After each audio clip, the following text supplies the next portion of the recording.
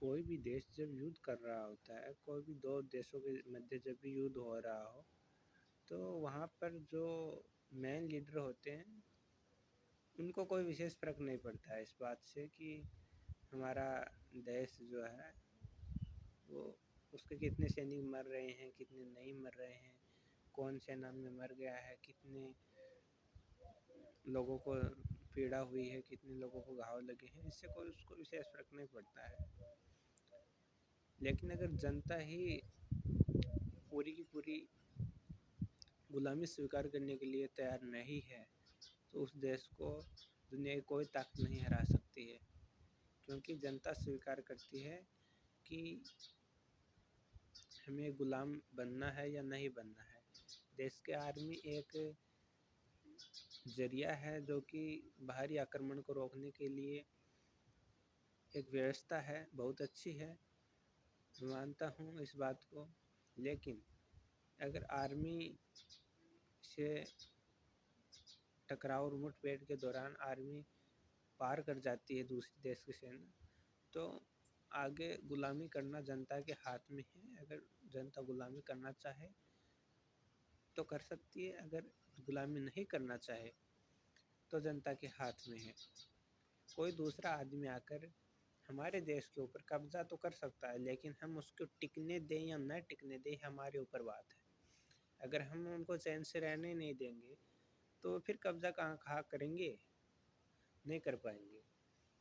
किसी भी देश की जनता अगर पूरी तरह से जागरूक और गुलाम नहीं बनना चाहती है तो उसको मरना मंजूर है, लेकिन झुकना मंजूर नहीं है।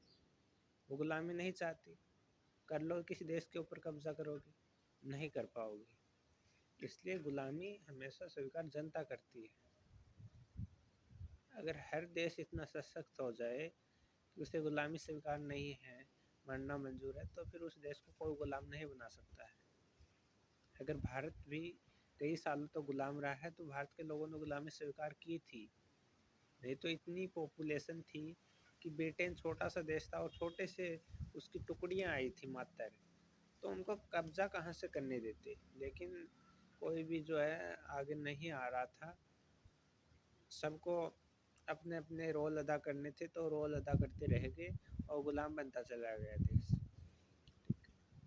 और फिर भी देश को जब आज़ाद हुआ तो कुछ चंद लोग थे जो आगे आए थे और जिन्होंने भारत को आज़ाद और स्वतंत्र करवाया था। लेकिन उसमें भी 95% लोगों की गैर मौजूदगी और उनका कोई रवैया नहीं था कि आज़ाद हो या गुलाम हो, उनको कोई फ़र्क नहीं पड़ने वाला उन लोगों को।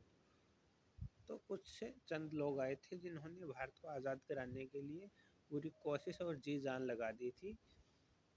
बाकी इतने लोग थे कि भारत में अंग्रेज टिक ही नहीं पाते अगर यहाँ के लोगों ने गुलामी स्वीकार नहीं की थी, क्योंकि यहाँ पर अंधविश्वास इतने प्रचुर मात्रा में थे कि उनसे बाहर निकलना मुश्किल था। आज़ादी क्या बाद में समझेंगे ना, आज़ादी की बात तो जब आदमी पूरी तरह से आज़ाद हो, चीज़ों शिक्षा स्वास्थ्य ये सारी चीज़ें बेहतर हो तब आदमी को आज़ादी चाहिए होती है। आ रही है कुछ बात समझ में?